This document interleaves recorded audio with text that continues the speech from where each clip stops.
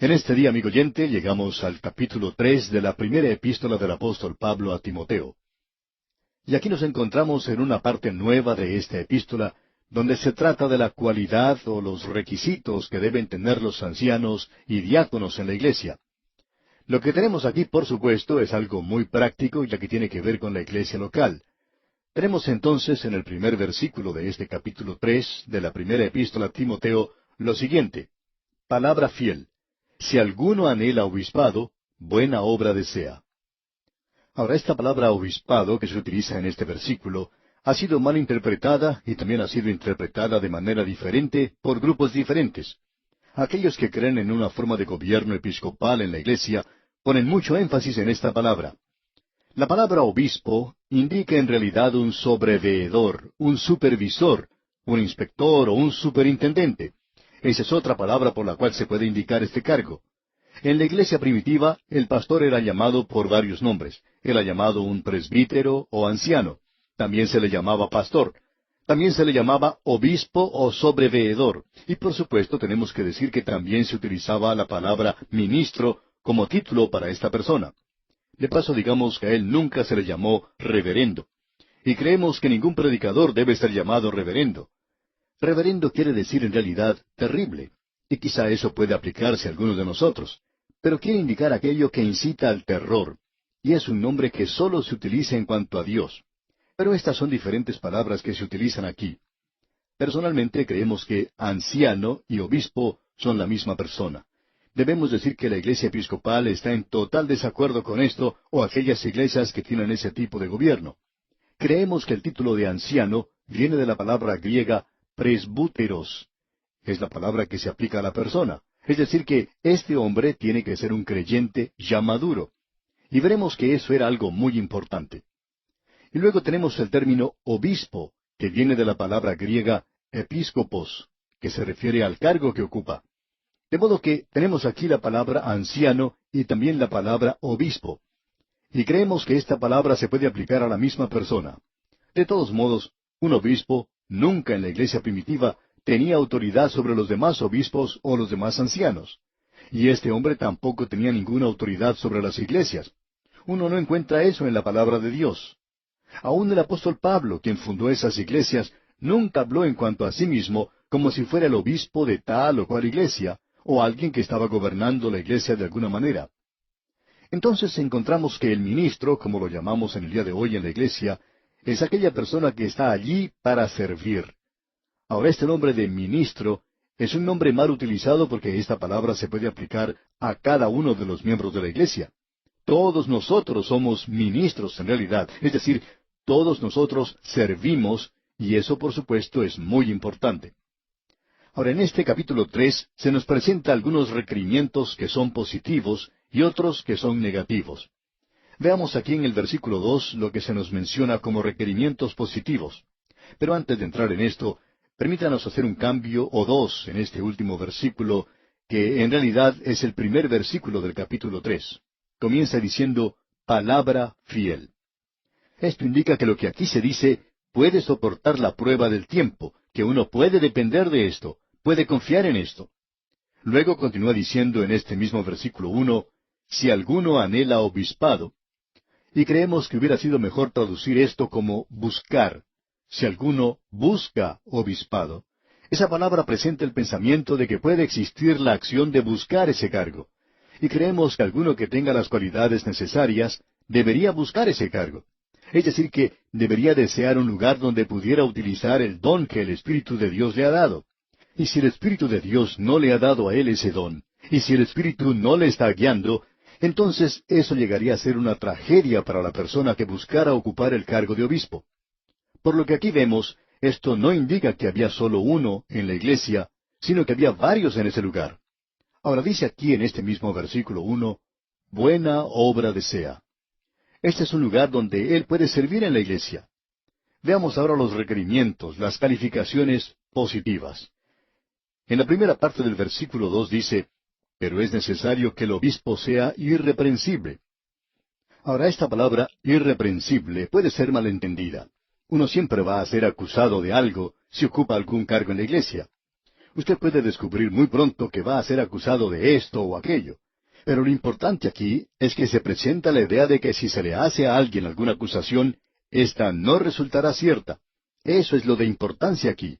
Usted será irreprensible en el sentido de que usted está acusado de algo de lo cual no es culpable. Probablemente la mejor palabra para describir esto sería llamar a la persona inocente. Una persona que es inocente, es decir, que está viviendo una vida que no puede ser acusado de nada.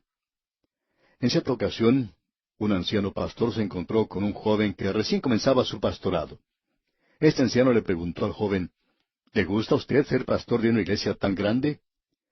Bueno, le contestó el joven, es una oportunidad maravillosa, pero me encuentro ocupando un lugar único. Me acusan de muchas cosas de las cuales no me puedo defender.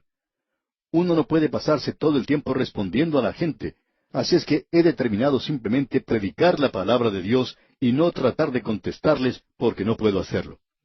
Y el anciano pastor le dijo entonces, bueno, ¿no es cierto que es bueno saber que uno es acusado de algo de lo cual no es culpable? Es muy bueno estar en una posición así. Y así es como debe ser el obispo, irreprensible. Será acusado de algo, pero no va a ser hallado culpable. Ahora, en el versículo 2 de este capítulo 3 de la primera epístola a Timoteo dice, marido de una sola mujer. Ahora, esto puede ser tomado de dos formas diferentes. Marido de una mujer indicaría que el hombre debe ser casado, y somos de la opinión que ese es probablemente el pensamiento que quería comunicar el apóstol Pablo. Alguien nos va a decir, él no era casado. Bueno, aquellos que han estudiado junto con nosotros la primera epístola a los Corintios, saben que nosotros tomamos la posición de que Pablo había sido casado. Creemos que Pablo tuvo una esposa maravillosa y que ella probablemente falleció y él no se volvió a casar porque ahora él está viajando como apóstol. Pero creemos que él sí estuvo casado. No podía haber sido un fariseo y no ser casado. Es por esta razón que afirmamos eso. Ahora hay algunos que interpretan este versículo como indicando que uno no tiene derecho de ser pastor si no es casado. Y citan este versículo, debe ser marido de una sola mujer. Pero pensamos que el punto principal o primordial de este versículo es que este hombre no tiene que tener dos mujeres, porque en aquel día la poligamia era una cosa común. La bigamia era algo muy destacado en esa época. Pero el creyente debe ser el esposo o marido, es decir, si ocupa un cargo en la iglesia, debe ser el esposo o marido de una sola mujer. Ahora, la siguiente palabra que encontramos en este versículo 2 es que este hombre debe ser sobrio. Y probablemente deberíamos expresar esto de una manera mejor, diciendo que es una persona o debe ser una persona que piensa sobriamente. Mejor aún, deberíamos decir que tiene que ser una persona seria, que cumple lo que dice. Ahora, esto no quiere indicar que esta persona tiene que ser seria en el sentido de que le falte humor, sino que es necesario en cuanto al cargo que ocupa. Luego, en este mismo versículo 2, tenemos la palabra prudente.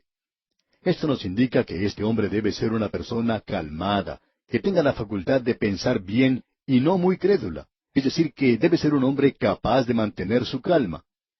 Luego se nos dice que tiene que ser decoroso. O sea que guarde orden en su conducta, que no haga cosas dudosas.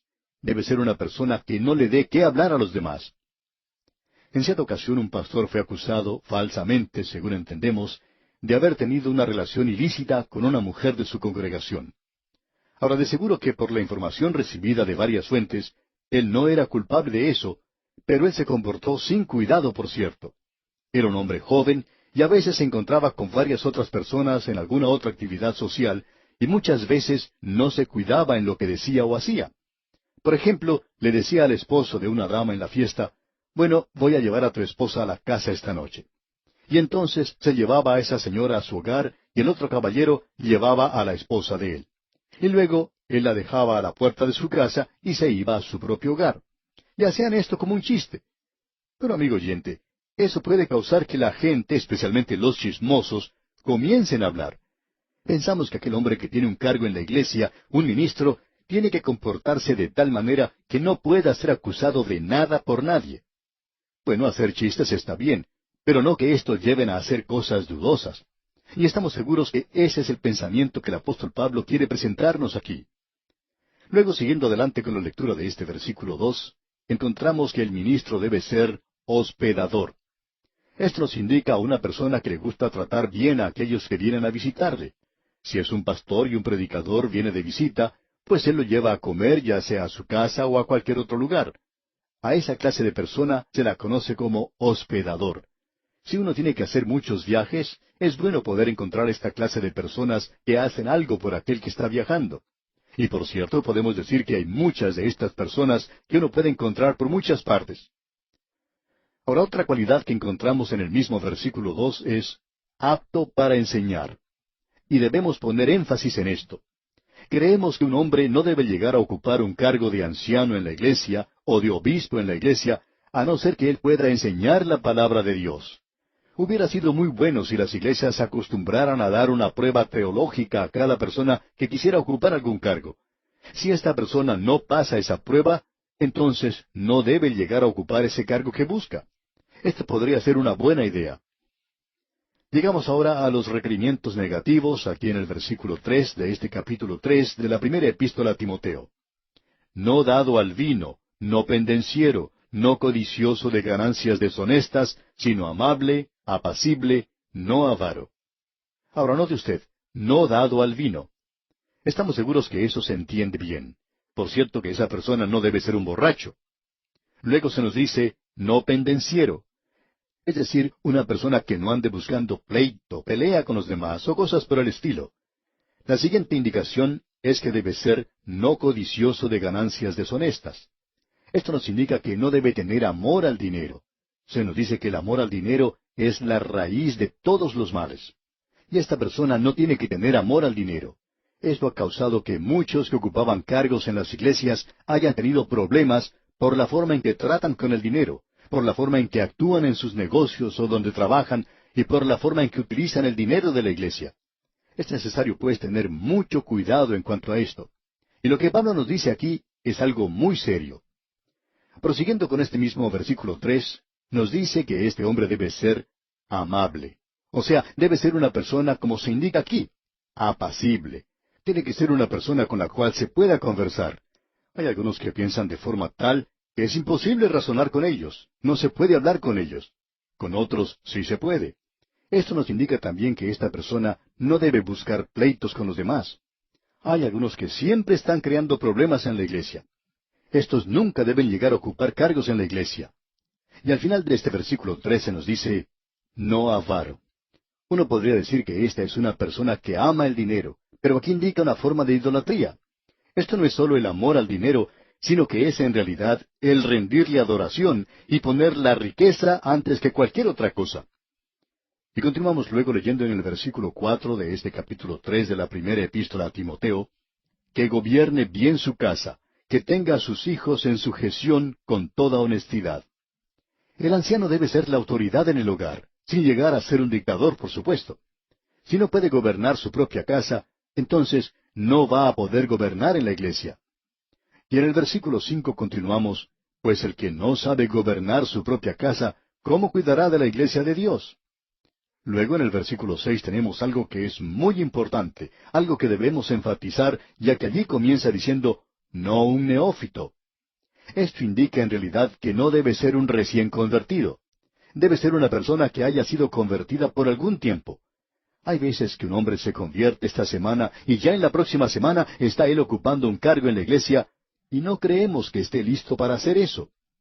Esto ocurre principalmente con personas que en la vida secular ocupan altos cargos o que son artistas y por sus prominentes personalidades y en forma natural son rápidamente empujados a ocupar algún lugar de importancia en la iglesia también. Y hay algunos de ellos que piensan que ya son teólogos. Creemos que muchas veces la causa de Cristo se ve perjudicada por personas que han tratado de llegar a ser autoridades en las cosas de los creyentes que ellos mismos no conocen. Creemos que es algo bueno si quieren dar su testimonio, pero cuando esta gente comienza a decirle a aquellos que ya han sido creyentes por mucho tiempo, por muchos años, y quieren corregirles en cuanto a esta doctrina y aquella otra, entonces decimos que están perjudicando la causa de Cristo. Y aquí en el versículo 6 leemos, no un neófito, no sea que envaneciéndose caiga en la condenación del diablo. Aquí se nos menciona el gran pecado de Satanás. Fue el orgullo, el envanecimiento, y ese puede ser uno de los grandes pecados de los que ocupan cargos en la iglesia, así como también de los predicadores. Esto puede ocurrir en cualquier campo, pero especialmente es algo que se nota mucho cuando es en la iglesia. Y ahora en el versículo 7 leemos esta advertencia. También es necesario que tenga buen testimonio de los de afuera, para que no caiga en descrédito y en lazo del diablo. Es decir, si una persona tiene una mala reputación fuera de la iglesia, por ejemplo, no paga sus cuentas o no se puede confiar en él, eso quiere decir que es un mentiroso. Entonces, ese hombre es un candidato no a ocupar un cargo en la iglesia, sino que es un candidato del diablo, y es mejor que él represente al diablo que representar la causa de Cristo. Llegamos ahora a los diáconos, y tenemos algunos de los requerimientos para ellos. En la primera parte del versículo 8 se nos dice, los diáconos asimismo deben ser honestos, sin doblez. No tienen que ser personas de dos caras. Eso puede ser algo muy peligroso. Una persona que trata de complacer a todo el mundo o que no tiene el coraje, el valor de mantener su posición. Existe cierto balance muy delicado entre el ser una persona debilucha y un dictador. Pero alguien que ocupa un cargo en la iglesia debe ser algo entre esos dos. Luego se nos dice en la segunda parte de este versículo 8, no dados a mucho vino, no codiciosos de ganancias deshonestas.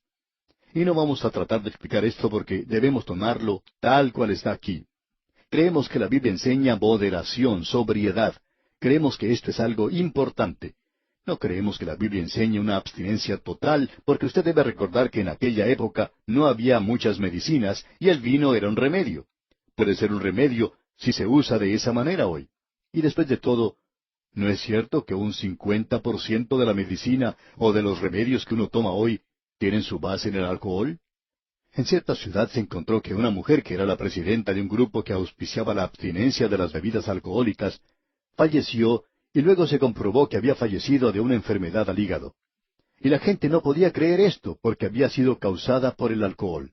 Se descubrió que esta mujer había tomado cierto tónico por muchos años que contenía 70% de alcohol. Esta persona estaba enseñando que era bueno abstenerse totalmente, pero por cierto que ella no estaba siguiendo lo que enseñaba. Ella estaba tomando un remedio que decía le ayudaba y que contenía un 70% de alcohol. Así es que el alcohol puede ser usado en cierta medida como remedio, pero creemos que cuando se usa como bebida, entonces comienzan los problemas. Debe ser usado solo como medicina, es decir, por prescripción médica. Y Pablo le va a decir esto a Timoteo más adelante. Usa un poco de vino por causa de tu estómago. Probablemente Timoteo tenía algunos problemas con el estómago. Quizás siendo un joven pastor tenía muchos problemas con los diáconos, y eso, amigo oyente, le puede dar a cualquier pastor úlceras, quizá más rápido que cualquier otra cosa. Bien, amigo oyente, vamos a detenernos aquí por hoy. Dios mediante, continuaremos nuestro estudio de este capítulo 3 de la primera epístola del apóstol Pablo a Timoteo en nuestro próximo programa. Amigo oyente, en este día regresamos al capítulo 3 de la primera epístola del apóstol Pablo a Timoteo, y aquí estamos observando algo de lo que podría llamarse el gobierno de la iglesia, los oficiales de la iglesia. En nuestro programa anterior vimos los requerimientos para los ancianos o los obispos de la iglesia. Vamos a observar ahora las mismas cualidades para los diáconos en la iglesia. Y nuevamente debemos decir que la palabra que se utiliza como diácono es como la palabra que se traduce como ministro o siervo. Pablo y Apolos eran llamados diáconos. Vemos que el Señor Jesucristo es llamado ministro o siervo allá en Mateo capítulo 20, versículo 28. Los que ocupan cargos en el gobierno son llamados también ministros. Eso también puede ser traducido como servidor, y lo encontramos allá en la epístola a los Romanos capítulo 13, versículo 4. Y luego los que trabajan para Satanás son llamados también ministros allá en la segunda epístola a los Corintios capítulo 11, versículo 15. Ahora usted puede apreciar que este es un término o un nombre general que se utiliza para un siervo o un trabajador. Lo interesante de notar aquí es que pensamos que el lugar donde comenzó el uso de esa palabra o cargo de diácono es en el capítulo 6 del libro de los Hechos de los Apóstoles, y allí ni siquiera se usa esta palabra diácono o una palabra explicándolo. Pero estamos seguros, y pensamos que tenemos base bíblica para esto, estamos seguros que estos eran los diáconos que fueron nombrados en la iglesia. Ahora un diácono, aun cuando tiene que ver con las cosas materiales de la iglesia, no indica que esta persona no tenga que ser una persona espiritual. El problema que hay en el día de hoy es que muy a menudo colocamos a un hombre en un cargo en la iglesia solo porque tiene ciertos requerimientos o cualidades en cuanto a lo físico. Pero este hombre no tiene ninguna cualidad espiritual. Es decir, que este hombre ha obtenido éxito en el mundo de los negocios, sabe cómo llevar a cabo sus negocios, y pensamos que porque este hombre puede hacer esto, que él va a llegar a ser un buen diácono. Desafortunadamente, hay aquellos que llegan a ocupar cargos en una iglesia basándose en cosas como estas. Una de las cosas que hemos tratado de enfatizar en esta primera epístola a Timoteo, y que queremos volver a mencionar, es el hecho de que la iglesia es una organización local y tiene que manifestarse a sí misma en la comunidad. Debe tener un edificio, que es un lugar que debe tener electricidad y luz y calefacción y muchas cosas que no parecen muy románticas o que tampoco parecen ser muy religiosas. Pero lo importante es las cualidades espirituales de esa iglesia local, que tiene un ministerio espiritual y que estos hombres allí ocupan cargos de liderazgo. Y nosotros opinamos que en el día de hoy esas cualidades espirituales deben ser consideradas primero. Alguien ha dicho lo siguiente: cuando una iglesia deja de mantener contacto con otro mundo, no tiene ya contacto con este aquí abajo. Y estamos de acuerdo con eso. La iglesia no puede comenzar a hacer lo material sino hasta cuando haya puesto énfasis en lo espiritual. Hasta cuando haga eso, no puede hacer lo que es práctico aquí. Y en esta primera epístola a Timoteo, capítulo 3, versículo 8, comienza a mencionarse las cualidades de los diáconos. Y allí leemos: los diáconos asimismo deben ser honestos, sin doblez, no dados a mucho vino, no codiciosos de ganancias deshonestas. Los diáconos deben ser personas que hablan sin doblez, personas que mantienen su calma, personas que no muestran una cara para cierta persona y otra para otra clase de persona. Tienen que ser hombres cuyas palabras quieran decir algo. También vemos aquí que se nos dice que no deben ser dados a mucho vino. Como hemos visto anteriormente, la Biblia enseña sobriedad, moderación, y no una abstinencia total. En aquellos días esto no llegaba a ser un problema. En el día de hoy sí que es un problema. Y opinamos que la iglesia hoy debe enseñar una abstinencia total, en vista de que el alcohol se usa y abusa en el presente, y la única forma en que debe ser utilizado, por supuesto, es en el lugar de la medicina, como dijimos antes. Pensamos que no debe ser usado por el creyente como una bebida o algo refrescante. Luego dice, no codiciosos de ganancias deshonestas. Eso quiere decir el tener un amor por el dinero que nunca puede ser satisfecho. Y se hace la sugerencia aquí que aquellos hombres que manejan el dinero de la iglesia tienen que ser hombres honrados, hombres de integridad. Debemos decir que no hay nada que pueda dañar o perjudicar más a una iglesia que la gente comience a decir que los diáconos están manipulando las finanzas, que el dinero que se dio para cierto propósito no se utiliza para esa causa y que el dinero se está usando de una forma en que no se había planeado usar y que no están manejándolo en forma honrada. Hemos descubierto que en gran parte, por lo menos un 99,5% de las iglesias están a cargo de personas de mucha integridad. Pero amigo oyente, ese pequeño 0,5% que queda, esos son los que están enturbiando las aguas y están causando grandes dificultades hoy. Es por eso que deseamos recomendar a las iglesias locales que una de las áreas a las cuales se debe prestar mucha, pero mucha atención es la relacionada con el asunto del dinero. Bueno, allí es donde se debe mostrar integridad en la forma en que se trata con el dinero. Ahora notemos lo que dice aquel versículo 9 de este capítulo 3 de la primera epístola a Timoteo: que guarden el misterio de la fe con limpia conciencia. El misterio de la fe significa la revelación del Evangelio en Cristo. Amigo oyente, la fe no es una cualidad abstracta de fe, sino que es la doctrina de la fe, y estas doctrinas no fueron reveladas en el Antiguo Testamento, por eso eran un misterio, pero ahora han sido reveladas en el Nuevo Testamento. Se nos dice que la iglesia primitiva continuaba en la doctrina de los apóstoles. Eso era la fe de la iglesia primitiva, y debería ser la fe de la iglesia en el día de hoy, y por tanto debería presentar ante el mundo esa fe. Hay muchas personas que opinan que eso ya ha pasado de moda y que debería cambiarse. Hemos notado que ha habido cierto cambio en los 7 pecados capitales, como han sido llamados, y que han sido sometidos a cambios para hacerlos más modernos.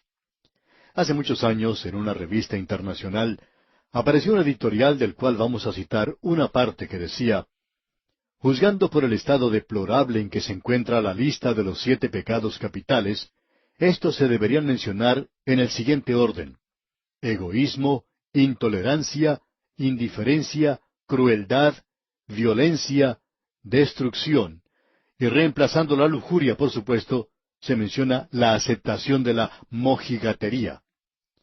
De las cosas que se han cancelado, hay muchas que se notan rápidamente. La lujuria, por ejemplo, ha llegado a ser algo muy común en la venta de revistas pornográficas o en el cine. La glotonería a veces ha dado al hombre un problema con su colesterol, pero no le ha dado ningún problema teológico. Y otras palabras, han llegado a ser cosas anticuadas y por tanto se las ha dejado de lado. En cuanto a lo que se ha agregado a la lista, se ha dejado de lado 2 pecados que solamente tocan a cierto segmento de la población, tal como la irrelevancia, o sea, algo que no tiene propósito y que podría encabezar la lista de los pecados de los jóvenes. A algunos jóvenes tampoco les gustaría ver en esa lista la violencia. Esta minoría podría cambiar si gustara otro pecado de su elección, como la hipocresía. De parte de los jóvenes no habría ninguna oposición en cuanto a la inclusión de destructividad, siempre y cuando signifique la destrucción del medio ambiente. Los ancianos, por su parte, gustarían ver en esa lista el cabello largo, los ruidos y la incivilidad. Y puede discutirse sin duda alguna que nuestra lista revisada de estos pecados capitales en realidad perpetúan algo de los antiguos que aparecen bajo nombres nuevos. El egoísmo por la codicia, por ejemplo. Quizás sea así, pero los nombres antiguos ya son obsoletos y necesitan ser cambiados si es que el pecado en sí mismo puede continuar siendo una fuerza moral contemporánea en alguna forma. Después de todo, el pecado es un concepto que merece ser conservado. Bueno, decimos que sí lo es, pero no ha cambiado. El pecado aún es pecado. La naturaleza humana es aún naturaleza humana, y las cualidades o requerimientos señalados aquí en este capítulo 3 de la primera epístola a Timoteo, para estos hombres aún tienen vigencia si la iglesia va a representar al Señor Jesucristo aquí en esta tierra. Y si quiere continuar siendo una iglesia en la comunidad, debe continuar manteniéndolos, así como también la persona que ocupa el cargo. Debe guardar el misterio de la fe. Esta es la doctrina del Nuevo Testamento, y ese pecado es pecado, y estos pecados tienen nombre y han sido llamados o identificados muy claramente aquí en la palabra de Dios. Bueno, sigamos adelante. Esto debe ser guardado, por supuesto, con limpia conciencia, y no con una conciencia cauterizada, como lo que veremos en el próximo capítulo. Ahora, en el versículo 10 de este capítulo 3 de la primera epístola a Timoteo leemos: y estos también sean sometidos a prueba primero, y entonces ejerzan el diaconado si son irreprensibles. Es decir, que un hombre no debe ser empujado a ocupar un cargo en la iglesia un mes después de haber entrado en ella, y antes de haber demostrado que él es el tipo de hombre para ese cargo, como lo detallan aquí las Escrituras. Ahora, aquí también tenemos una palabra para las esposas. No solo los hombres, sino también las mujeres, las esposas de los diáconos, también tienen que alcanzar ciertos niveles y normas. En la primera parte del versículo 11 leemos: las mujeres asimismo sean honestas. Es decir, que deben ser personas serias, deben ser personas capaces de mantener la calma y la cordura. En la segunda parte de este versículo 11, el apóstol continúa su exhortación diciendo: no calumniadoras. Esto indica que no deben ser chismosas. Las esposas chismosas de los diáconos pueden causar muchos problemas en la iglesia. Y en contraste con el alboroto que algunas mujeres ocasionan, el apóstol Pablo indica en este mismo versículo 11, sino sobrias. Esto es, pensar con sobriedad. Y luego él pide resaltar esta cualidad: fieles en todo. Es decir, que debe ser fiel a su esposo y fiel, por supuesto, a la causa de Cristo y a Cristo mismo. Luego tenemos en el versículo 12 las mismas reglas que se aplican a los ancianos. En el versículo 12 de este capítulo 3 leemos: los diáconos sean maridos de una sola mujer y que gobiernen bien sus hijos y sus casas. Tienen que tener ciertas cualidades personales, así como también familiares. Ahora en el versículo 13 leemos, porque los que ejerzan bien el diaconado ganan para sí un grado honroso y mucha confianza en la fe que es en Cristo Jesús. Un diácono que cumple bien con sus obligaciones llega a ser una persona en la cual se puede confiar. Tienen que ser personas que demuestren valor y confianza en su testimonio. Es decir, que primordialmente tienen un cargo espiritual, y esto es algo muy difícil de hacerles entender a los diáconos. En cierta ocasión se le pidió a un diácono que actuara como anciano en la iglesia, y él respondió, yo no creo que soy lo suficientemente espiritual para eso, o que conozco lo suficiente de la Biblia. Esa excusa o confesión que él hizo en cuanto a llegar a ser un anciano, tendría que haber sido la misma que hubiera impedido que él llegara a ser diácono. Pero aparentemente no es lo mismo, porque él era un hombre de mucho éxito en sus negocios, y una persona así no llega a ser un buen diácono, aun cuando sea un buen hombre en cuanto a los negocios. Alguien dijo, ¿cuándo un hombre de negocios deja de ser un hombre de negocios? Y la respuesta es, cuando ocupa un cargo en la iglesia. Y creemos que hay cierta verdad en esto. ¿Por qué? Debido a las cualidades espirituales que necesita. Los que no han llegado a ese nivel no deberían representar a la iglesia.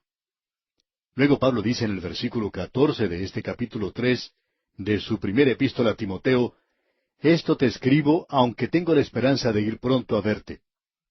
Pablo se encontraba en la prisión y esperaba salir de ese lugar. Y si estuviera fuera de la cárcel sería después de su primera temporada en la prisión y él esperaba ir a ver a Timoteo.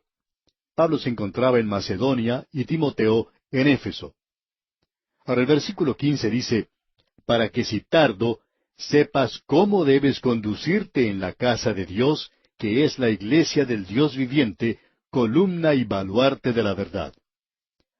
Este versículo es muy importante. Presentamos este versículo como la clave para la epístola. Pensamos que esta epístola sería como un libro de orden y conducta en la iglesia, para la iglesia local, en la ausencia del apóstol Pablo. Él dice que ha escrito esto a Timoteo para que sepas cómo debes conducirte. Y luego dice, en la casa de Dios, que es la iglesia del Dios viviente, la iglesia que es la iglesia, columna y baluarte de la verdad. Esta es una expresión muy interesante la que tenemos aquí, columna y baluarte de la verdad.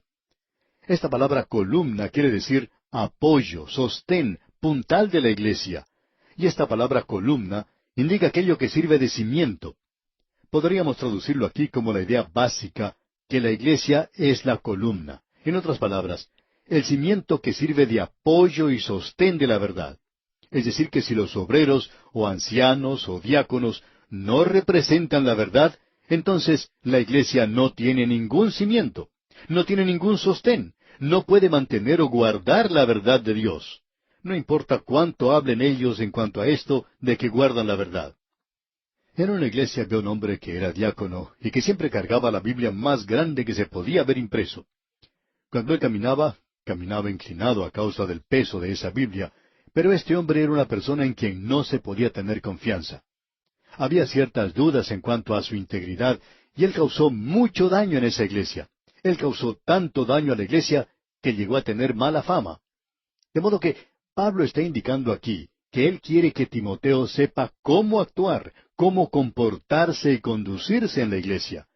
No solo en cuanto a comportamiento, sino que él habla de cómo debe ser la vida de uno, para que cuando esté fuera de la iglesia, uno demuestre que es parte del sostén, del apoyo de la iglesia, y esto es muy importante. Luego en el versículo 16 de este capítulo 3 de la primera epístola a Timoteo, dice el apóstol Pablo, e indiscutiblemente grande es el misterio de la piedad. Dios fue manifestado en carne, justificado en el Espíritu, visto de los ángeles, predicado a los gentiles, creído en el mundo, recibido arriba en gloria. Este fue probablemente uno de los primeros credos de la iglesia. Algunos opinan que fue uno de los cánticos de la iglesia primitiva. Ahora aquí se nos dice indiscutiblemente, y esa palabra se menciona aquí y es una palabra muy interesante. Indiscutiblemente quiere decir obviamente, conocidamente. Y notemos lo que sigue diciendo. Grande es el misterio de la piedad. Eso es lo que Dios va a traer a este mundo en el cual vivimos. Él va a quitar el pecado y va a traer aquí hombres piadosos y mujeres piadosas. Ahora Dios fue manifestado en carne. Eso, por cierto, es el nacimiento virginal, y también se nos dice que Él fue justificado en el Espíritu. No tenemos tiempo en realidad para desarrollar todo esto, pero aquí tenemos algo para que usted estudie. Él fue manifestado en carne. Él fue humillado en la carne, murió en la carne. Notemos que Él fue justificado en el Espíritu.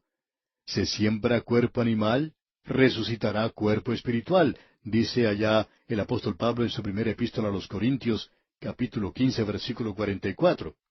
Ningún enemigo pudo echarle mano a Él después de haber resucitado entre los muertos, porque Él fue justificado en el Espíritu, el cual fue entregado por nuestras transgresiones y resucitado para nuestra justificación. Luego continuó el apóstol, visto de los ángeles. Eso ocurrió cuando Él estuvo aquí. Él no vio a los ángeles, ellos lo vieron a Él. Y en el día de hoy, Él ya ha regresado al cielo. Y pensamos que todas las criaturas creadas en el cielo le adoran a Él. ¿Por qué? Porque Él descendió y trajo la redención para la humanidad. Y este pequeño hombre aquí en la tierra aún no se ha dado cuenta de esto. Pero esto va a ser el cántico de la eternidad, el cántico de redención. Luego continúa diciendo aquí en la primera epístola a Timoteo, capítulo 3, la última parte del versículo 16, predicado a los gentiles. Y esto es lo que estamos haciendo en el día de hoy. Y luego dice, creído en el mundo. Hay muchos hoy que están confiando en Él como su Salvador. Luego dice Pablo, recibido arriba en gloria. Y hoy Él se encuentra a la diestra de Dios, amigo oyente. En este mismo instante, Él se encuentra en ese lugar. ¿Ha tenido usted, amigo oyente, algo que decirle a Él en el día de hoy? ¿Ha hablado usted con Él? ¿Le ha dicho a usted que le ama? ¿Le ha dado gracias a Él por algo que Él ha hecho? ¡Cuán maravilloso es Él, amigo oyente! Y aquí nos detenemos por hoy. Volveremos Dios mediante en nuestro próximo programa para estudiar el capítulo 4 de esta primera epístola del apóstol Pablo a Timoteo. En consecuencia, le sugerimos leer todo este capítulo 4 para estar así mejor informado de lo que trataremos en nuestro próximo estudio. Antes de entrar en nuestro estudio del capítulo 4 de la primera epístola a Timoteo, quisiéramos dirigir nuestra atención a la palabra con la cual comienza el versículo 1 de este capítulo, o sea, la palabra pero. Ahora este es un contraste a lo que se ha dicho antes en el capítulo 3, cuando se hablaba del credo de la iglesia primitiva que encontramos en el versículo 16 del capítulo 3, que leemos a continuación. E indiscutiblemente grande es el misterio de la piedad. Dios fue manifestado en carne, justificado en el Espíritu, visto de los ángeles, predicado a los gentiles, creído en el mundo, recibido arriba en gloria. Y luego el capítulo 4 comienza diciendo, pero el Espíritu dice, y este es un contraste a lo dicho anteriormente.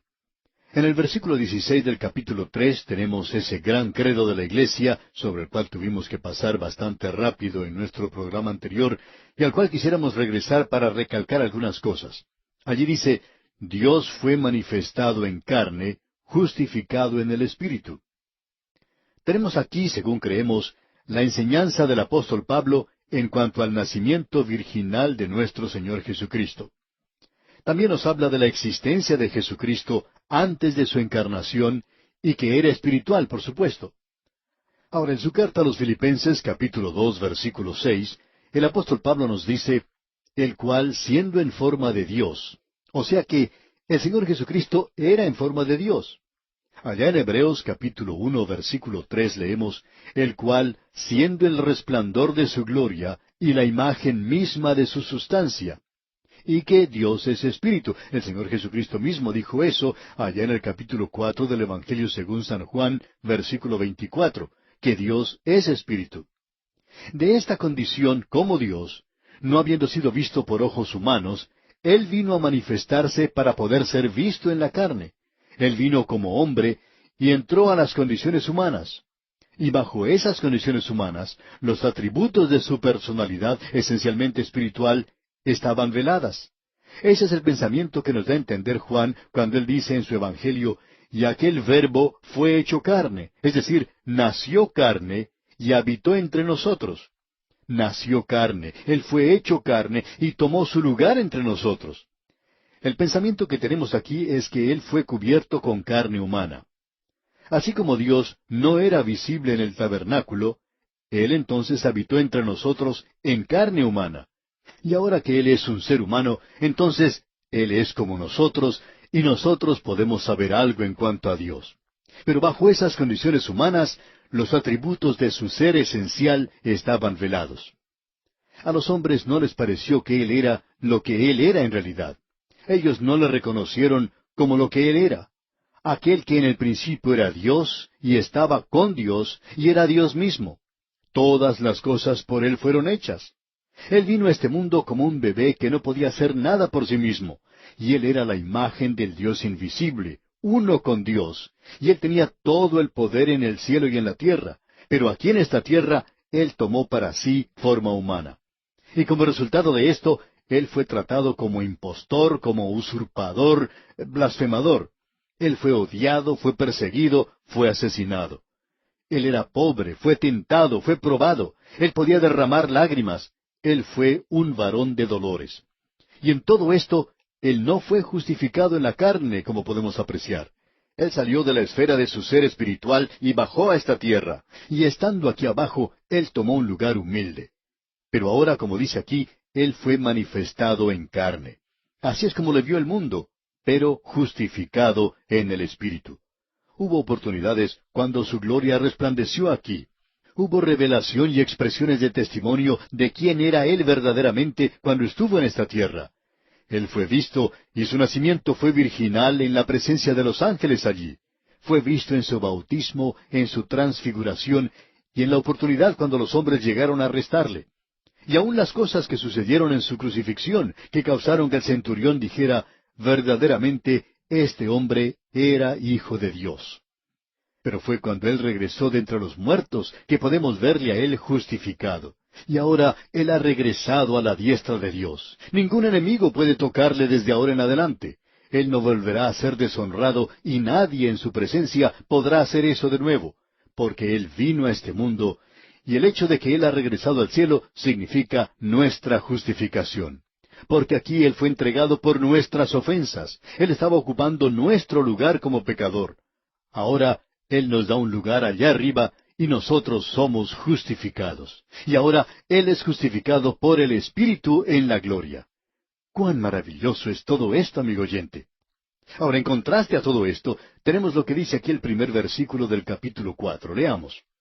Pero el Espíritu dice claramente que en los postreros tiempos algunos apostatarán de la fe, escuchando espíritus engañadores y a doctrinas de demonios.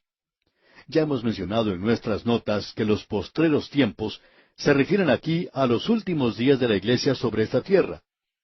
Deseamos decirle, amigo oyente, que queremos cambiar eso porque creemos que esa expresión de en los postreros tiempos y los postreros días que se mencionan aquí en la segunda epístola a Timoteo capítulo 3 versículo 1, creemos, como decimos, que esos últimos días tienen que ver con aquello que seguiría inmediatamente en la vida del apóstol Pablo. Porque usted puede ver, amigo oyente, que cuando él estaba en Éfeso, él les había advertido que llegarían lobos vestidos con pieles de cordero, e iban a engañar a los creyentes y que la apostasía comenzaría en esa época. Juan podía decir, ya hay muchos anticristos, y el error ya había entrado en la iglesia. Y encontramos muchas de las iglesias primitivas que se habían volcado a la herejía. La primera gran iglesia era la iglesia cóptica en África, que estaba muy adelantada a las demás. África del Norte ha producido algunos de los principales santos de la iglesia primitiva. San Agustín vino de allí. Tertuliano también vino de ese lugar. Anastasio vino de esa zona y muchos otros santos de la iglesia primitiva. Pero ellos se volcaron a la herejía, se apartaron de la fe. Así es que lo que tenemos aquí mencionado como los postreros tiempos tenía que ver con aquello que se aproximaba. No tenía en mente la venida de Cristo. Pero cuando uno llega a la segunda epístola a Timoteo, capítulo 3, versículo 1, puede leer, en los postreros días vendrán tiempos peligrosos. Aquí uno está tratando con una expresión técnica que habla de los últimos días de la iglesia en la tierra, antes de que el Señor Jesucristo la arrebate. Pero no creemos que ese sea el mismo pensamiento que tenemos aquí en el capítulo 4 de la primera epístola a Timoteo. Los postreros tiempos se refieren a nuestros tiempos en la época presente. No sabemos si el Señor vendrá por nosotros antes de que finalice este siglo. Hay algunos que dicen eso, pero no lo saben verdaderamente. Y es algo peligroso en realidad enseñar cosas así. El versículo 1, pues, del capítulo 4 de esta primera epístola a Timoteo nos dice: Pero el Espíritu dice claramente que en los postreros tiempos algunos apostatarán de la fe, escuchando espíritus engañadores y a doctrinas de demonios. Aquí se está hablando de los postreros tiempos, no de los últimos, sino de los tiempos postreros, y quiere decir aquello que estaba delante, en el futuro inmediato de la iglesia. Y nosotros ya hemos tenido más de 2000 años de esos tiempos postreros. Ahora, la palabra algunos se refiere a algunos que enseñarían herejías, y que ellos harían descarriar a muchos, gran cantidad de gente, y algunos apostatarán de la fe. Esto indica que se apartarían de la fe. Esa es la palabra que indica una partida. Como vimos allá en la segunda epístola a los Tesalonicenses capítulo 2, llegaría una apostasía.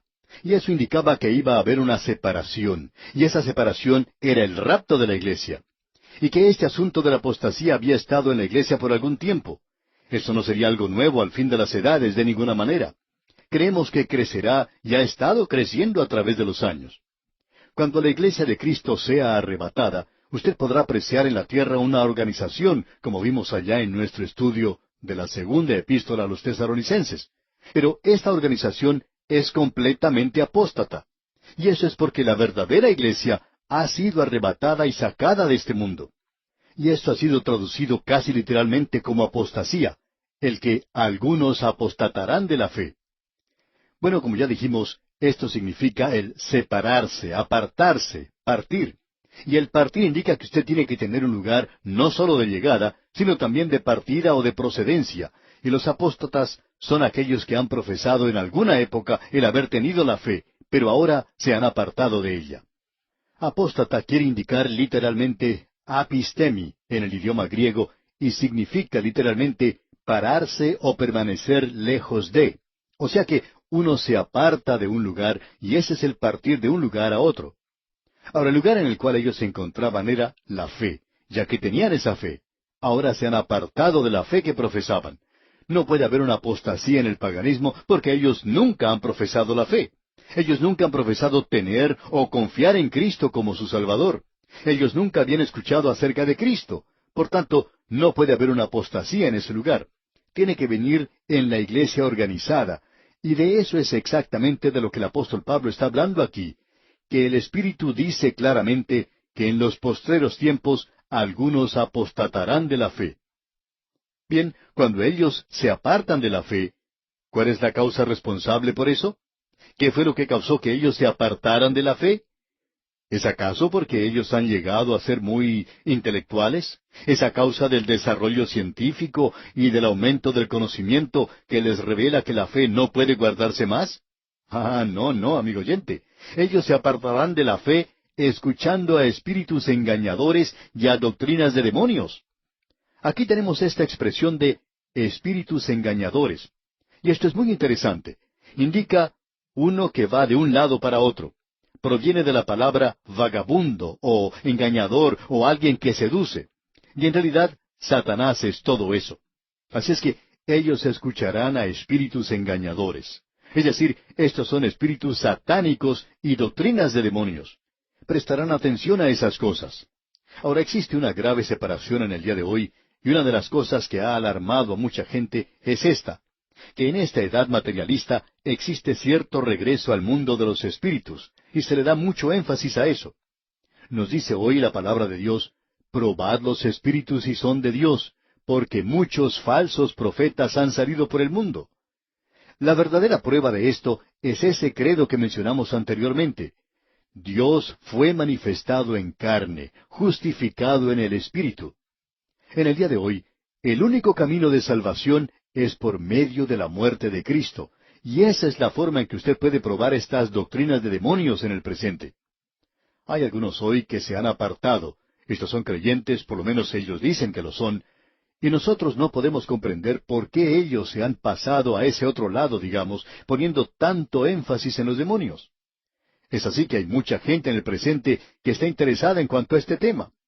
Leen todo lo que se publica en cuanto a esto, y creemos que estamos viendo una verdadera manifestación de esto aquí. En cierta ocasión una señora contaba, preocupada, que donde ella vivía, algunos creyentes se estaban metiendo demasiado en este asunto y dedicaban mucho tiempo hablando de esto.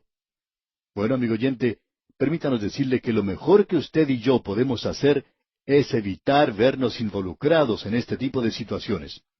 Hay algunas personas que se dedican a expulsar demonios. Bueno, mantengamos nuestra distancia de esto porque ya se nos ha advertido en cuanto a estas doctrinas de demonios. Debemos mantenernos apartados de eso y debemos probar a todos por medio de su reconocimiento del hecho de que el Señor Jesucristo es divino, de que Él es Dios manifestado en la carne y que hoy somos justificados por medio de la redención que Él trajo, que Él logró para nosotros en la cruz del Calvario. Ahora lo que ellos hacen se menciona en la primera parte del versículo 2 donde dice, por la hipocresía de mentirosos. Pretenden ser muy piadosos y muy religiosos. Uno llega a tener cierta sospecha de personas que toman una posición demasiado piadosa, tratando de ser super santos, que ellos tienen algo verdaderamente especial. Amigo oyente, si usted tiene la verdad, esta hará que usted sea una persona humilde, porque una de las cosas que usted descubrirá es lo poco que usted sabe verdaderamente. Pensábamos en una época lo poco que conocíamos en cuanto a la Biblia. Pero ahora, amigo oyente, hemos llegado al punto donde nos hemos dado cuenta de lo ignorantes que verdaderamente éramos. Nos consideramos realmente atrevidos al tratar de enseñar la Biblia, cuando nos damos cuenta de lo poco que realmente sabemos de ella. Pero, amigo oyente, al mirar a nuestro alrededor, podemos ver a aquellos que no saben prácticamente nada en cuanto a la palabra de Dios, y hoy ellos se consideran una autoridad en este campo. Ahora en el versículo 2 leemos, por la hipocresía de mentirosos, que teniendo cauterizada la conciencia. Ahora usted recuerda que lo que debe caracterizar a la iglesia visible era la fe, el amor y una buena conciencia, es decir, personas con corazones tiernos. Amigo oyente, hay muchas de estas personas que se han pasado al otro lado, pues están hablando demasiado hoy en cuanto a sexo en la iglesia. Y amigo oyente, se dice cosas que están sucediendo en algunos lugares que hace que nuestro cabello se ponga de punta, y están diciendo y haciendo cosas.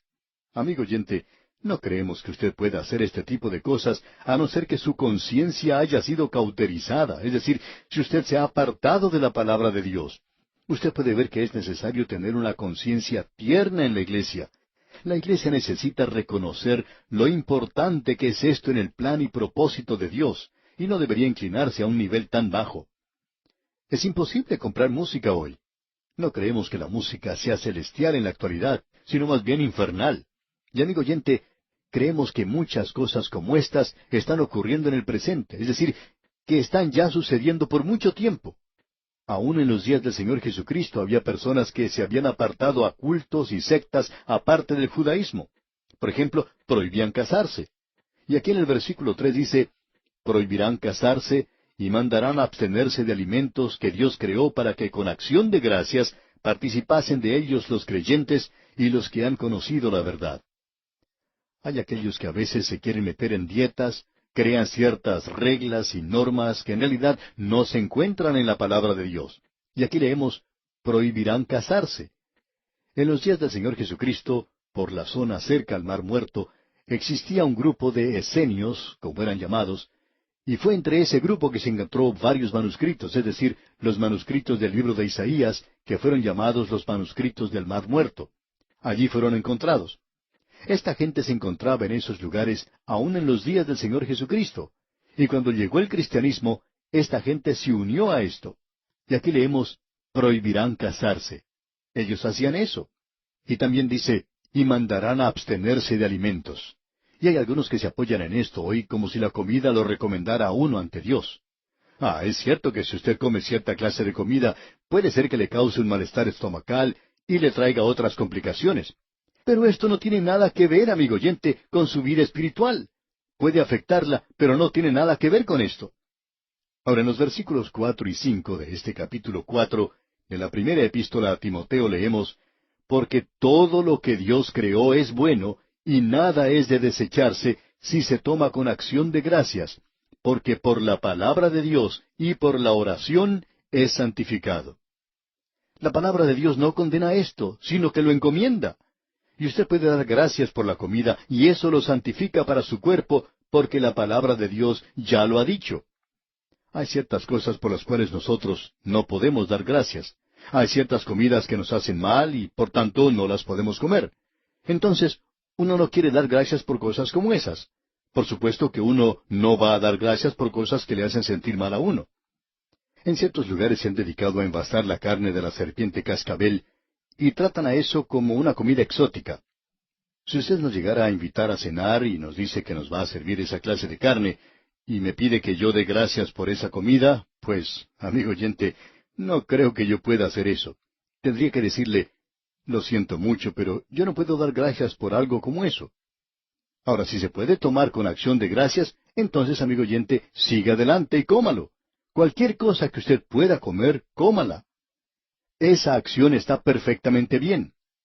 Aquí pues tenemos un pasaje realmente maravilloso en las Escrituras, porque aquí podemos apreciar lo que el hombre de Dios hoy, es decir, el siervo de Dios, va a tratar de evitar. Estas son las cosas que él tiene que evitar. Ahora, en el versículo 6 de este capítulo 4 de la primera epístola a Timoteo leemos, Si esto enseñas a los hermanos, serás buen ministro de Jesucristo, nutrido con las palabras de la fe y de la buena doctrina que has seguido. Y con esto finalizamos hoy. Hemos tratado de presentar o hacer lo que este pasaje nos está diciendo. Hemos tratado de enseñarle a usted, hermano y amigo que nos escucha, estas cosas mencionadas aquí. Y hacemos esto porque queremos ser buenos siervos, buenos ministros del Señor Jesucristo. Queremos enseñar la palabra de Dios para que pueda alimentarle y edificarle en la fe, para que pueda ser establecido en algo en lo cual usted pueda mantenerse firme, no solo en este mundo, sino para estar ante Él algún día. Nos detenemos pues aquí por hoy y Dios mediante, continuaremos en nuestro próximo programa. En el día de hoy, amigo oyente, regresamos a nuestro estudio de la primera epístola a Timoteo y lo reanudamos observando lo que nos dice el capítulo 4. Y en la parte cuarta de esta epístola a Timoteo, Pablo trata el tema de la conducta de un buen ministro de Jesucristo. De paso, digamos que cada creyente es un ministro, pero aquí Pablo está pensando en cuanto a Timoteo, que él es un maestro de la palabra de Dios. Creemos que es un don que algunos tienen y otros no. Otras personas tienen otros dones. Algunos tienen el don de pastor, es decir, que pueden tratar con la gente de una forma personal e individual. Pero todos los creyentes son ministros. Ya hemos visto esto anteriormente. Entonces, conviene preguntarnos cómo puede el creyente edificarse a sí mismo. Hay muchos pastores que tienen la preocupación de cómo vamos a crecer en la palabra de Dios. Y el apóstol Pablo se va a referir a esto un poco más adelante.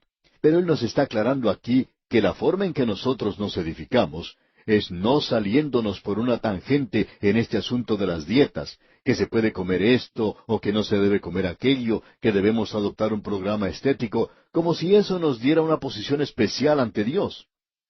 Entonces, ¿cómo vamos a ser edificados? Bueno, nuestra dieta es, según el versículo 6, nutrido con las palabras de la fe y de la buena doctrina que has seguido.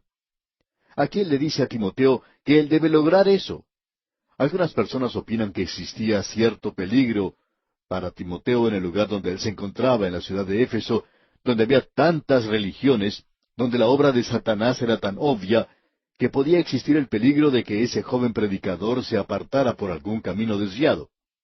Bueno, no creemos que eso sea así. Creemos que el apóstol Pablo, de una manera muy clara, dice que Timoteo ha logrado esto, que él ha seguido las palabras de la fe y de la buena doctrina. Eso es lo que tú debes pasar a los demás para que ellos también sean advertidos contra estas cosas, le dice el apóstol.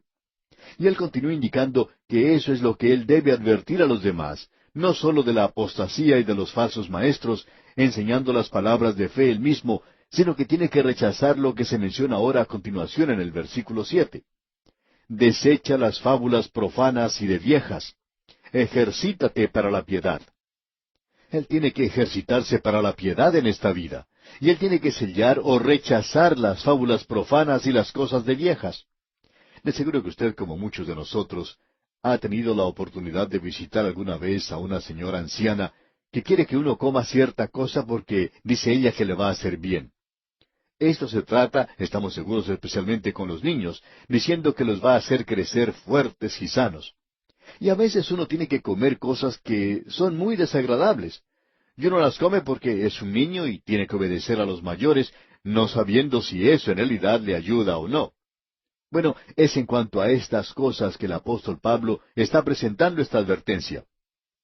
El autor de estos estudios bíblicos, el doctor J. Vernon McGee, contaba que cuando el médico descubrió que él tenía cáncer, la gente le envió a él como 100 libros tratando de diferentes clases de dietas, de las cosas que él debía comer para librarse del cáncer. Una de las cosas interesantes que notó es que si él seguía una de las dietas, esto contradecía otra de las dietas. Un libro decía, coma muchas uvas, y el otro decía, no toque las uvas. Un libro decía, coma miel, y el otro decía, no toque la miel. Y así, mientras un libro decía algo, el otro contradecía lo que el primero decía. Así es que él decidió no prestar mucha atención a eso, porque él estaba escuchando más al gran médico divino, y él sintió que Dios podía hacerse cargo de su situación. Y es a estas cosas que el apóstol Pablo hace referencia. Hay tantas personas que le dan más énfasis a esto que a la palabra de Dios. Los ministros no deben enfatizar esto. Nosotros, después de todo, debemos presentar la palabra de Dios. Ahora, en el versículo 8 tenemos una declaración que es bastante interesante. Dice el apóstol, porque el ejercicio corporal para poco es provechoso, pero la piedad para todo aprovecha, pues tiene promesa de esta vida presente y de la venidera. Hay aquellas personas que creen que el apóstol Pablo aquí está menoscabando, digamos, el ejercicio físico. No creemos que eso sea lo que dice. Después de todo, podemos observar la vida de este apóstol por un momento. Creemos que el apóstol Pablo era uno de aquellos que iba a presenciar los juegos que se presentaban en el Coliseo de aquel día. Pablo pasó varios años en Éfeso, unos 3 años, y cuando él se encontraba allí, él podía ir al gran coliseo de la ciudad donde se llevaban a cabo los Juegos Olímpicos de su época. En ese lugar se llevaba a cabo carreras de atletismo y toda clase de deportes.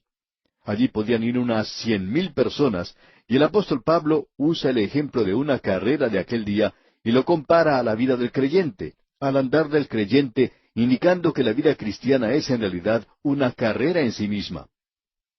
Pues bien, el apóstol Pablo sabía mucho en cuanto a esto. Creemos que él hacía ejercicios. Luego, alguien pregunta, ¿y pueden ustedes estar seguros de eso? Sí, amigo oyente, y lo podemos explicar de la siguiente manera. Cuando usted contempla las ruinas en las cuales se encuentra la ciudad de Sardis, y contempla la parte que se ha excavado del camino romano en ese lugar, y dirige su mirada al este, el apóstol Pablo caminó por ese lugar, y también puede dirigir su vista hacia el oeste. Al observar esto, usted puede imaginarse que el apóstol Pablo recorrió ese camino más de 2000 años atrás, predicando el Evangelio de Cristo, y él no lo recorrió en ómnibus o en automóvil. Él tampoco viajó a caballo o siquiera en un burriquito. Pablo caminaba por ese lugar, y hacía falta que la persona fuese bastante fuerte para recorrer las distancias que Pablo recorrió a través del Imperio Romano. Cuando él no se encontraba viajando por barco, él pasaba la mayoría del tiempo caminando. Ese era su método. Quizá no corría mucho, pero creemos que el apóstol Pablo caminó bastante, y eso es algo que se recomienda mucho hoy para mantenerse saludable. Así es que Pablo hace referencia a estos ejercicios atléticos aquí.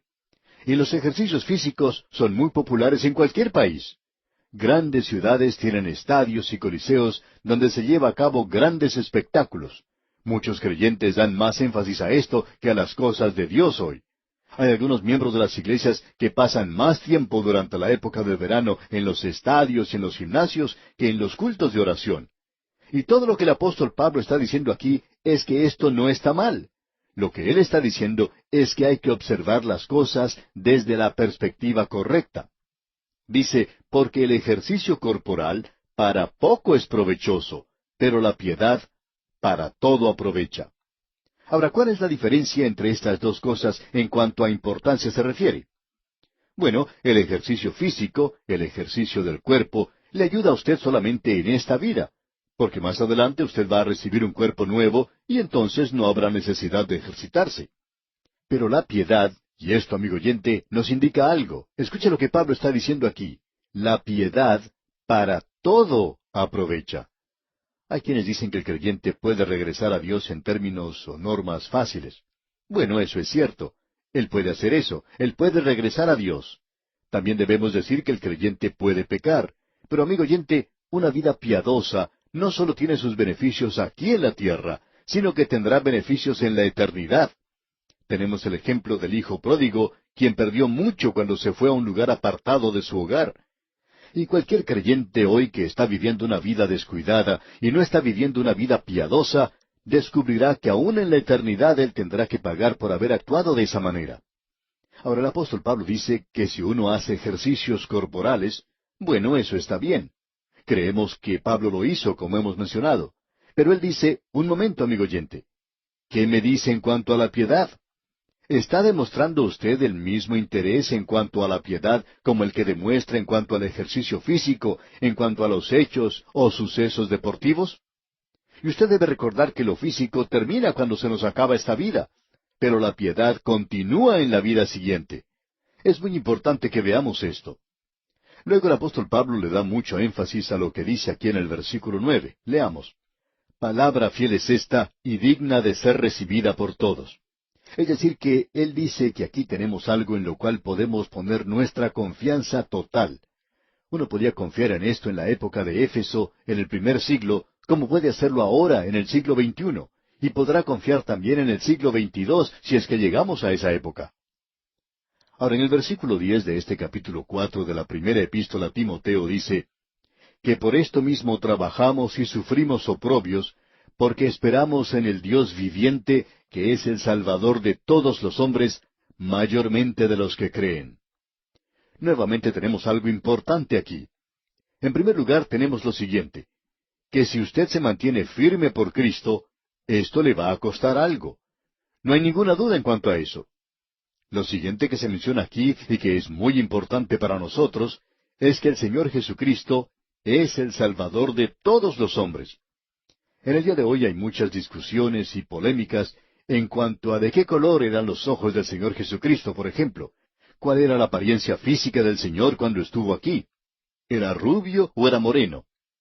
Cierto hombre en una ocasión le dijo a su pastor, ¿sabe una cosa? He visto un cuadro terrible. Pintaron a Cristo negro. Y el pastor le respondió, bueno, ¿y por qué no? Él es el Salvador de todos los hombres.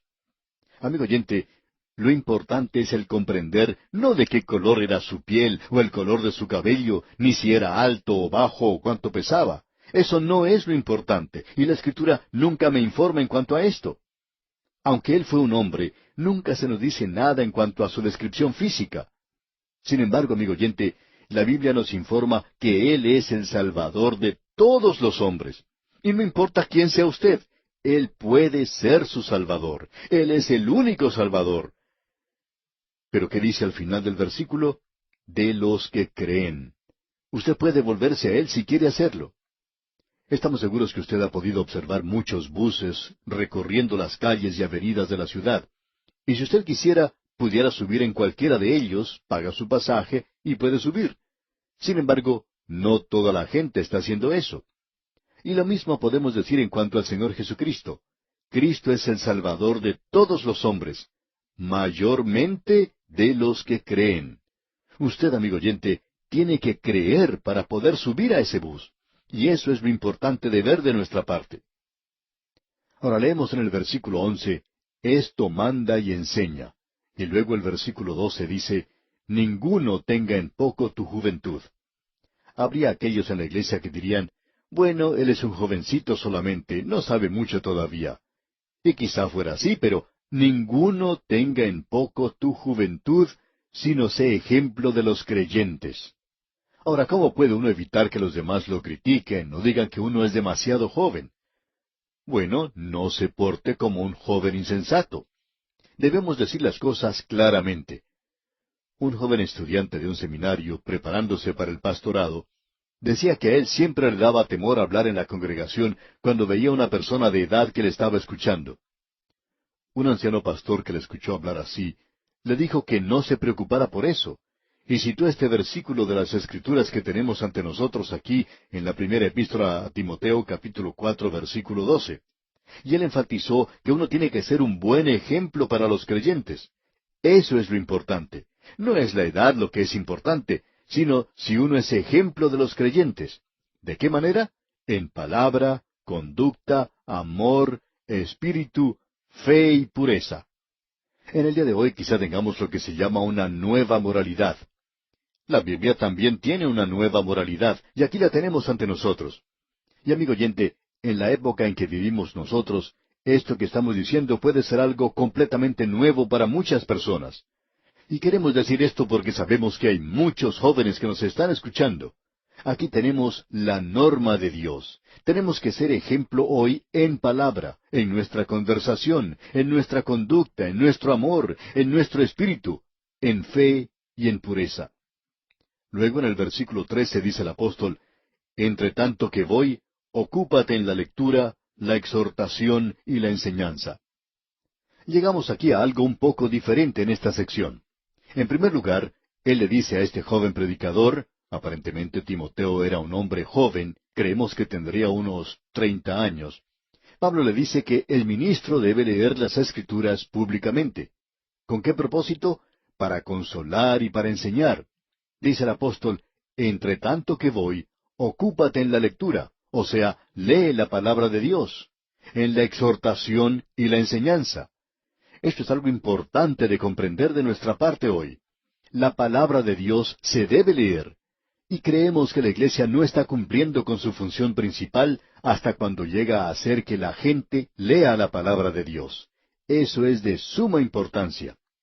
Esto se puede aplicar personalmente a Timoteo. ¿Qué debe hacer el ministro hoy? ¿Cómo va a crecer el ministro? Bueno, él va a crecer por medio de la lectura y mediante la exhortación y la enseñanza. Amigo oyente, un ministro que crece también hace crecer a la iglesia, y eso es importante de notar.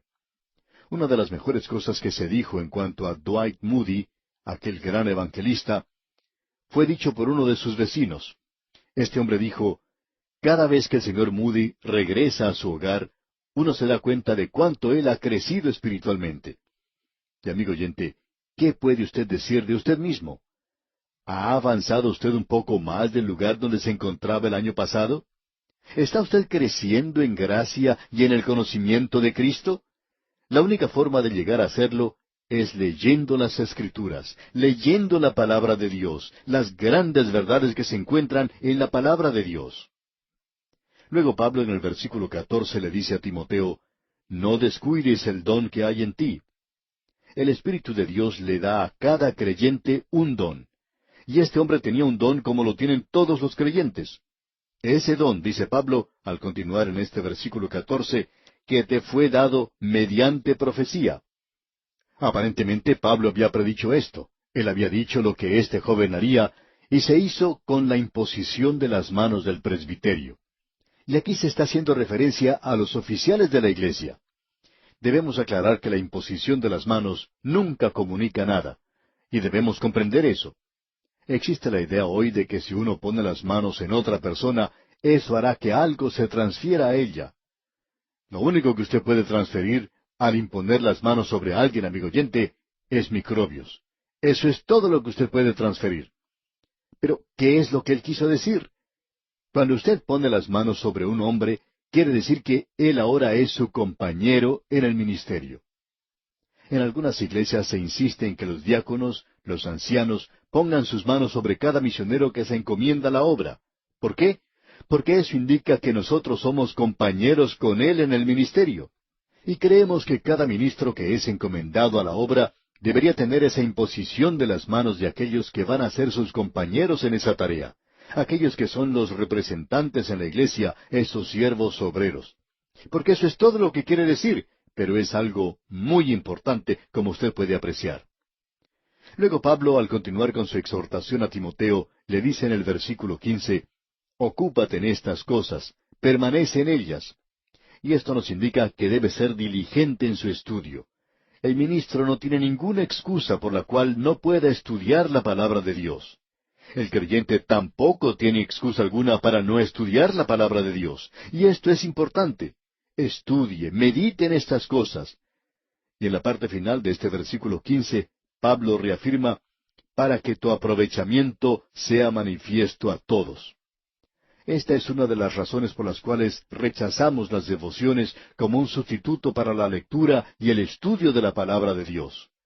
Uno no puede abrir la Biblia una noche cuando ya tiene los ojos casi cerrados por el sueño, los pies están casi en la cama, y uno abre la Biblia y nunca llega a leer el capítulo. O cuando se levanta por la mañana, cuando uno está medio despierto, uno no puede hacer eso.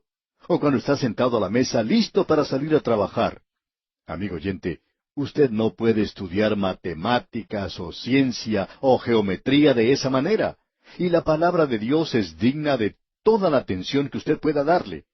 Usted puede descubrir que nunca podemos dedicar tanto tiempo como merece tener la palabra de Dios. Esto es importante. Y el apóstol Pablo subraya a Timoteo los puntos en los cuales debe trabajar en la parte final de este versículo 15. Ocúpate en estas cosas, permanece en ellas, para que tu aprovechamiento sea manifiesto a todos. Una de las mejores cosas que usted puede decirle a su predicador es, usted está mejorando mucho en su predicación. Esto es lo mejor que uno sí puede decirle a él. Luego, al finalizar este capítulo 4, el apóstol Pablo le hace una recomendación más a Timoteo en el versículo 16. Ten cuidado de ti mismo y de la doctrina. Persiste en ello, pues haciendo esto te salvarás a ti mismo y a los que te oyeren. Permítanos decir, amigo oyente, sin intención de ofender a nadie, que Dios tenga misericordia con aquel ministro que no está predicando la palabra de Dios. A nuestro juicio, ese es un pecado terrible. Sería mejor si él fuese un criminal que el ser un hombre que se supone debe presentar la palabra de Dios y no lo está haciendo. Y eso es lo que el apóstol Pablo nos está diciendo aquí. Y eso es lo que corresponde a la iglesia en el día de hoy. Bien, amigo oyente, vamos a detenernos aquí por hoy. Dios mediante entraremos a estudiar el capítulo 5 de esta primera epístola a Timoteo en nuestro próximo programa.